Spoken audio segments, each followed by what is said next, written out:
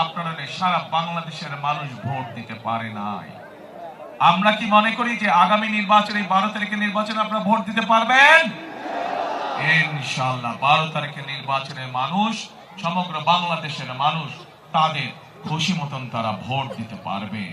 এখন প্রিয় ভাই বোনেরা, এই যে যেই কথাটি বললাম, এই নির্বাচন যে শুধু সঠিক ব্যক্তিকে নির্বাচিত করা শুধু তাই নয়, একই সাথে এই নির্বাচন হবে বাংলাদেশের মানুষের ভাগ্য পরিবর্তনের নির্বাচন। এই নির্বাচন হবে বাংলাদেশকে পরিবর্তনের নির্বাচন। বিগত 16 বছর আমরা কি দেখেছি? আমরা দেখেছি মেগা প্রজেক্টের নামে মেগা দুর্নীতি হয়েছে। কিছু মানুষের ভাগ্যের পরিবর্তন হয়েছে, কিন্তু দেশের মানুষের ভাগ্যের পরিবর্তন হয়নি। ক্ষেত্র বিশেষে মানুষের দুঃখ কষ্ট আরো বেড়ে গিয়েছে।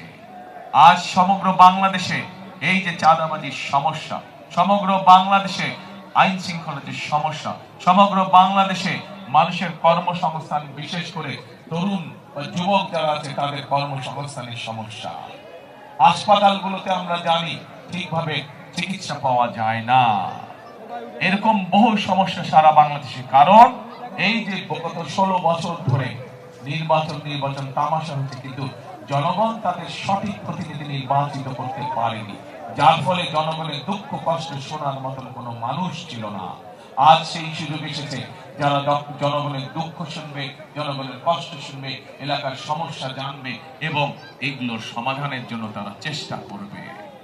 এখন প্রিয় ভাই বোনেরা, আমরা বাংলাদেশ জাতীয়তাবাদী দল এবং একই সাথে বিপ্লবী ওয়ার্কার্স পার্টি, আমরা বিগত 2.5 বছর আগে আমরা বাংলাদেশের মানুষের এবং বাংলাদেশের ভাগ্য পরিবর্তনের জন্য 31 দফা উপস্থাপন করেছিলাম জাতির সামনে। সেখানে আমরা মানুষের ভাগ্য পরিবর্তনের জন্য কতগুলো পরিকল্পনা গ্রহণ করেছি।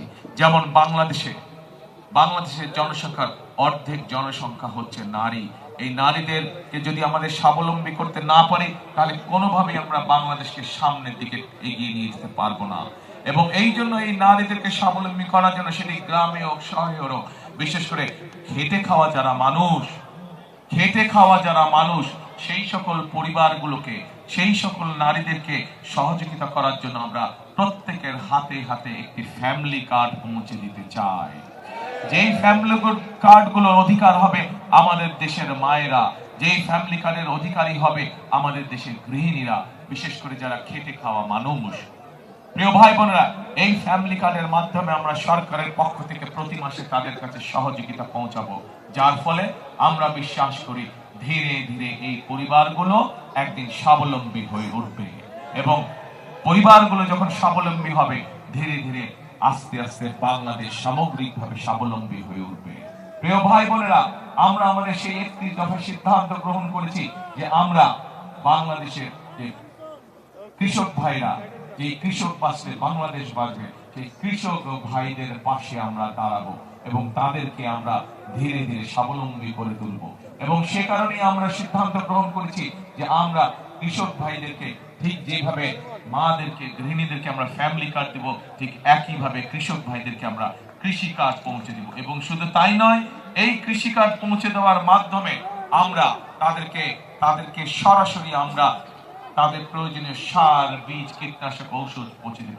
শুধু তাই নয়, আমরা সমগ্র বাংলাদেশে আমরা সিদ্ধান্ত গ্রহণ করেছি এই মুহূর্তে যত কৃষক আছে যাদের 10,000 টাকা পর্যন্ত কৃষি ঋণ আছে, তাদেরকে সেই ঋণ সুদ সহ ইনশাআল্লাহ আমরা মওকুফ করব। এখানে আপনারা বহু মানুষ আছেন যাদের পরিবারের সদস্য বা আত্মীয় স্বজন, বন্ধু বান্ধব গ্রামে থাকেন, কৃষি কাজ করেন না? বহু মানুষ এখানে আছে, সেই মানুষগুলো তাহলে উপকার হবে। প্রিয় ভাই বোনেরা, আমরা আমাদের দেশের যুবকদের, তরুণদের কর্মসংস্থানের সুবিধার জন্য সারা বাংলাদেশে বহু লক্ষ কোটি তরুণ আছে, যুবক আছে যারা শিক্ষিত, কিন্তু তাদের কর্মসংস্থানের সমস্যা রয়ে গিয়েছে।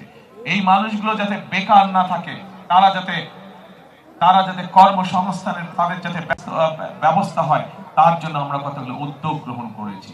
আমরা ঢাকা সহ প্রত্যেকটি আসন সহ সমগ্র বাংলাদেশের প্রতিটি জেলায় জেলায় আমরা বিভিন্ন রকম ভোকেশনাল ইনস্টিটিউট, বিভিন্ন রকম টেকনোলজিক্যাল ইনস্টিটিউট, আমরা প্রশিক্ষণ কেন্দ্র আমরা তৈরি করব, যার মাধ্যমে বিভিন্ন বিষয়ে তাদেরকে আমরা ট্রেনিং দিব একই সাথে তাদেরকে আমরা ভাষা শিক্ষা দিব, যাতে করে তারা যদি প্রয়োজন হয় দেশে তাদের নিজস্ব ব্যবসা বাণিজ্য করতে পারবে, দেশে চাকরি বাকরি করতে পারবে, দক্ষ শ্রমিক হিসেবে, দক্ষ একজন কারিগর হিসেবে তারা গড়ে উঠবে, অথবা যদি প্রয়োজন হয় তারা বিদেশেও যেতে পারবে।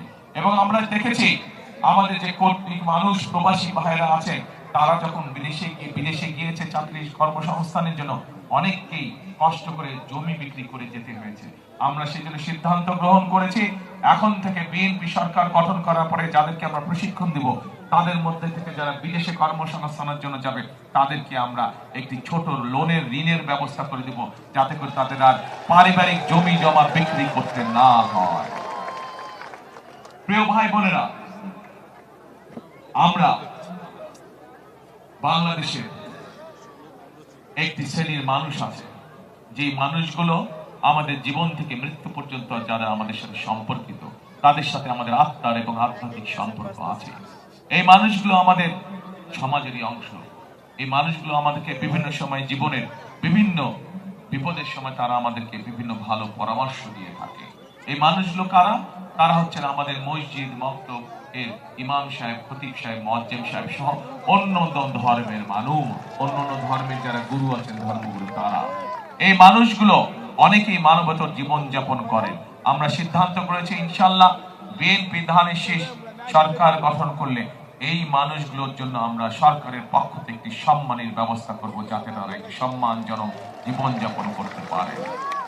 এখন প্রিয় ভাই বোনেরা, এই যে সংক্ষেপে আপনাদের সামনে আমি আমাদের দলের পরিকল্পনা তো করে ধরলাম, কারণ এখন যদি আপনাদের সামনে দাঁড়িয়ে আমি আমাদের রাজনৈতিক প্রতিপক্ষ সম্পর্কে যদি বকাবাদি করি, গীবত গাই, ওলটপালট কথা বলি, তাতে আপনাদের কোনো লাভ হবে?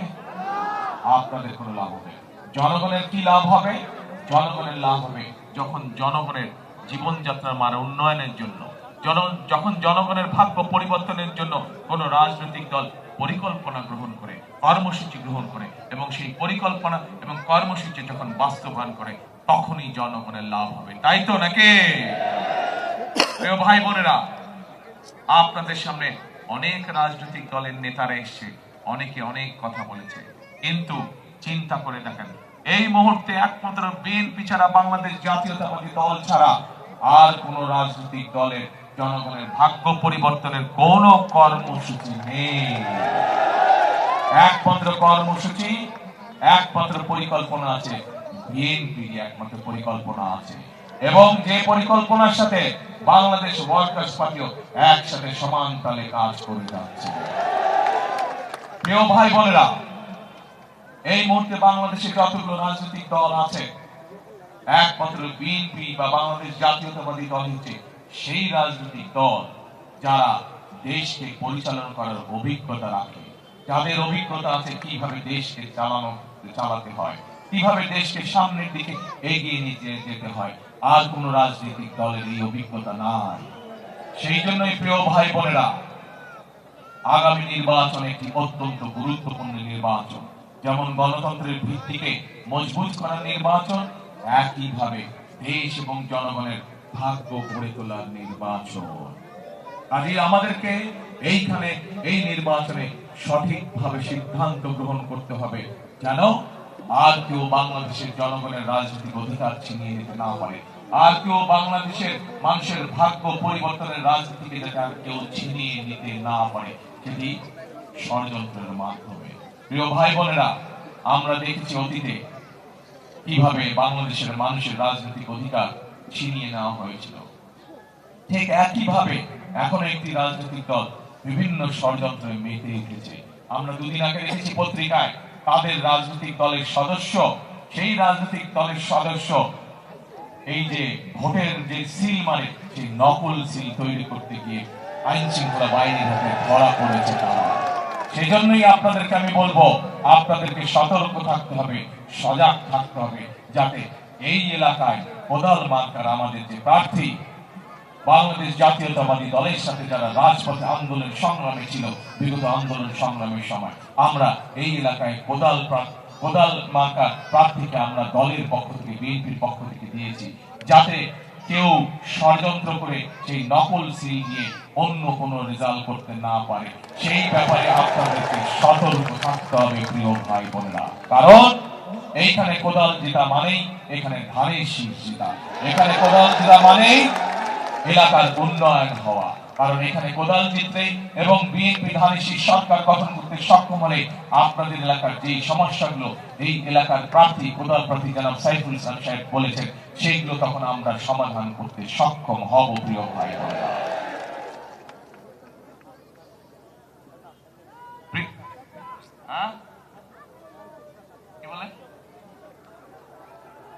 দেখতে পারে না? আচ্ছা ঠিক আছে, আসছি আপনাদের কাছে আসছি। এখন প্রিয় ভাই বোনেরা, আজকে এই যে নির্বাচনী সভা, আজকে এই যে নির্বাচনী সভা, এই নির্বাচনী সভা কিন্তু শুধু নির্বাচনী সভা থাকলে চলবে না। এই নির্বাচনী সভায় আমাদেরকে আজকে একটি শপথ বাক্য পাঠ করতে হবে। এই নির্বাচনী সভা আমাদেরকে আজকে প্রতিজ্ঞা করতে হবে যে আমরা আগামী দিনের রাজনীতি কি করব। আমাদের আগামী দিনের রাজনীতি হতে হবে দেশ গঠনের রাজনীতি। আমাদের আগামী দিনের রাজনীতি হতে হবে মানুষের ভাগ্য পরিবর্তনের রাজনীতি।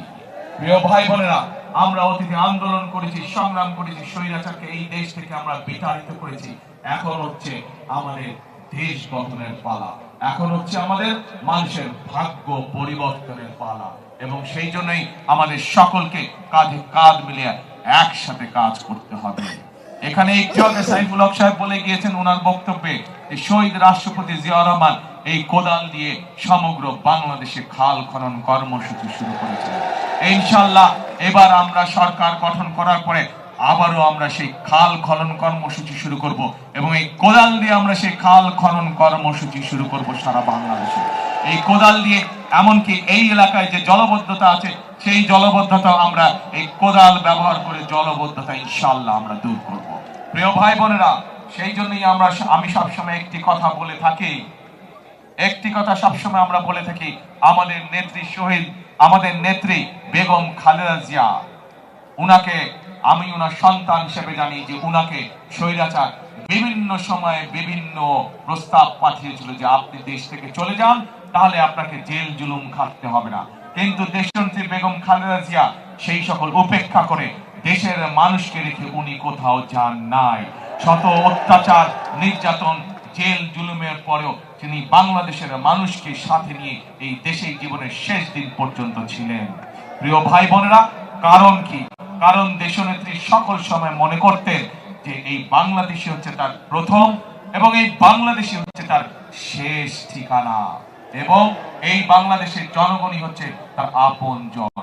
সেই জন্যই মানুষকে ফেলে, এই দেশের মানুষকে ফেলে দেশনেত্রী খালেদা জিয়া কখনোই কোথাও যান নাই, জীবনের শেষ দিন পর্যন্ত এখানে ছিলেন। সেই জন্যই প্রিয় ভাই বোনেরা, এই দেশ যেমন খালেদা জিয়ার প্রথম এবং শেষ ঠিকানা, এই দেশ এখানে উপস্থিত হাজারো মানুষের প্রথম, আমার আপনার আমাদের সকলের প্রথম এবং শেষ ঠিকানা। আজই এই দেশকে গড়তে হবে আমাদেরকে, এই দেশের মানুষের ভাগ্যের পরিবর্তন করতে হবে আমাদেরকে এবং আমরা সকলে মিলে ঐক্যবদ্ধভাবে যদি কাঁধে কাঁধ মিলিয়ে কাজ শুরু করি, ইনশাআল্লাহ আমরা দেশের ভাগ্য, দেশের মানুষের ভাগ্য পরিবর্তন করতে পারবো ইনশাআল্লাহ। সেজন্যই প্রিয় ভাই বোনেরা, একটি কথা আমি বলি, করব কাজ, গর্ব দেশ সবার আগে, করব কাজ, গর্ব দেশ সবার আগে, বাংলাদেশ। প্রিয় ভাই বোনেরা, আমি আজ আনুষ্ঠানিকভাবে জনাব সাইফুল হকের হাতে কোদাল মার্কা তুলে দিয়ে যাচ্ছি। সাইফুল হক সাহেব বিগত আন্দোলন সংগ্রামে আমাদের সাথে কাজ করেছেন। আমরা চাই উনাকে নিয়ে ধানের শীষ চাই, কোদালকে সাথে নিয়ে আগামী দিনে আমরা দেশ